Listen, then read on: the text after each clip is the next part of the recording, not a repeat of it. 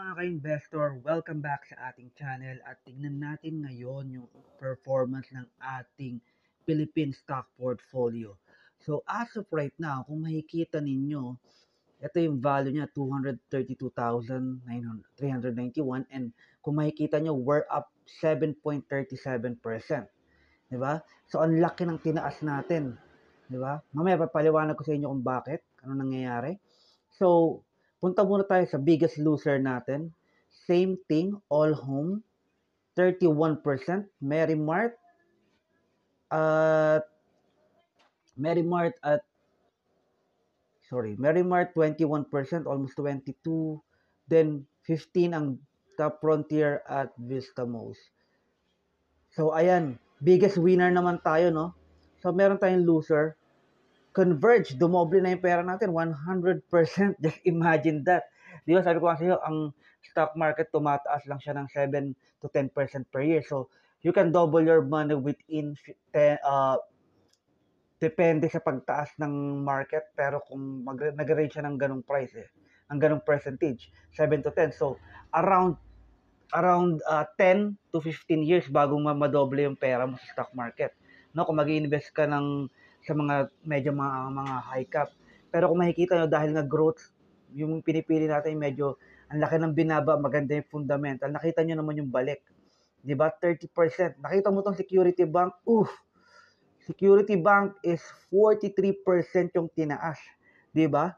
Eh, masasabi ko sa inyo na basta maganda yung fundamentals, makakabawi sila. Okay, yung iba hindi pa bumabalik kasi nga hindi pa naman totally tumataas. 'Di ba, lalo na mga real estate, no? So ayan, mamaya papaliwanag natin 'yan. Ngayon, punta muna tayo sa news. Isa sa pagtaas niyan, kung makikita ninyo, ito 6 na buwan tong PSEI chart. Lagi natin 'to pinag-uusapan. So PSEI chart, ito yung index ng Pilipinas kung saan ginigauge nito yung 30 biggest company sa Pilipinas. Okay?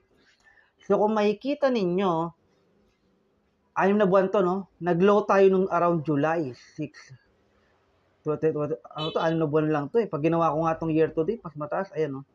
Nung July nga, ang lowest natin is around 6.5, 6.2 pa to nga itong nakaraan eh. Di ba? Ngayon, it's 7,000 na. Bumalik na tayo, di ba? Tandaan nyo, highest around 9,000. Okay, so, ang ganda nito kasi nga, malaki yung chance na tumaas pa to.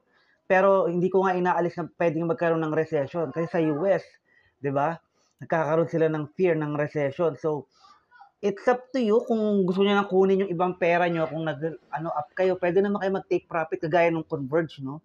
Yung sa Converge natin, actually, pwede na tayo mag-take profit dyan eh. Iniisip ko kung mag-take profit tayo, probably next week, pag gumawa tayo ng video, kung hindi pa siya bababa, mag-take profit tayo, no? Now, punta tayo sa news. Kaganda ng balita ngayon sa Pilipinas. So, sabi dito, Abuitis Family Union Bank targets 1.5 customers with the new 1.6 billion investment in digital banking. Kung makikita nyo, Aboitiz din ang may hawak ng Union Bank, no? So, sila lang yung may hayaman, no? Mga normal na Pilipino, taga-trabaho lang. Pero ang ganda nito, kasi tandaan mo, holder din tayo ng Union Bank, di ba? Kahit ako, sa totoong portfolio, hindi ko binibenta yan. Kasi nakikita ko yung fundamental plus crypto-friendly sila, kaya gusto ko sila. Okay? Now, susunod news is, sabi dito, stronger peso likely to hurt exports. So, syempre, mas malakas yung peso, yung, hindi lang yung mga exports, yung mga padala ng mga OFW. Kasi humihina yung dolyar, humihina yung mga, ang dami nating OFW, di ba? So, ayun, hindi maganda yung para sa kanila. Next naman is, eto, sabi ni Dennis Uy shrugs off dito eye-popping 45 billion deficit as mere paper loss and promises profits in 5 years. Itong si Dennis Uy, utangero siya. Isipin mo, 45 billion peso. Grabe. Including investing, basahin natin to. Negative stockholders equity of 44 billion as of March 2024 was due to high startup costs for launching telecommunication network, including investing 256 billion pesos and posting a 25 billion bond. Tandaan mo, ito rin yung may-ari ng Phoenix Petro. Mahilig umutang to eh. parang ang diskarte niya is talagang high leverage yung ginagawa. Ang maganda lang, hindi niya pera yun eh. Yun lang yung kinaganda sa kanya.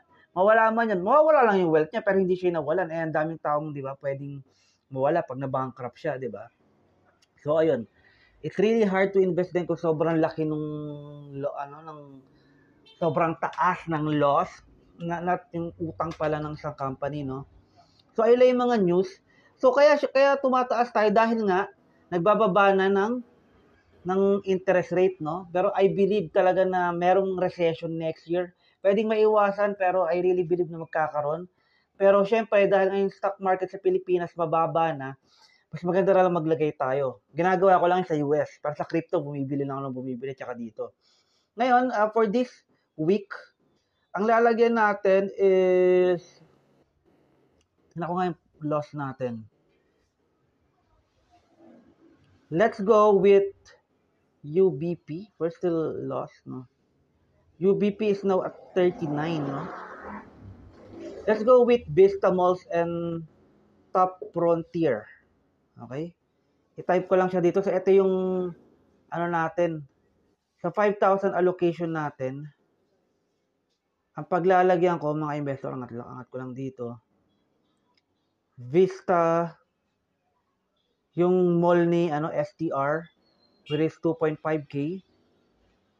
Okay? And then, yung TFHI, Top Frontier, 2.5, rin, yan.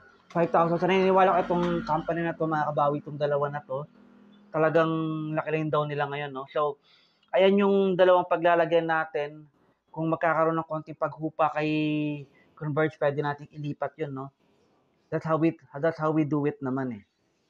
Okay? So, ayun mga ka-investor, salamat sa panonood. And just a quick recap, hindi to financial advice, gawin nyo yung due diligence nyo.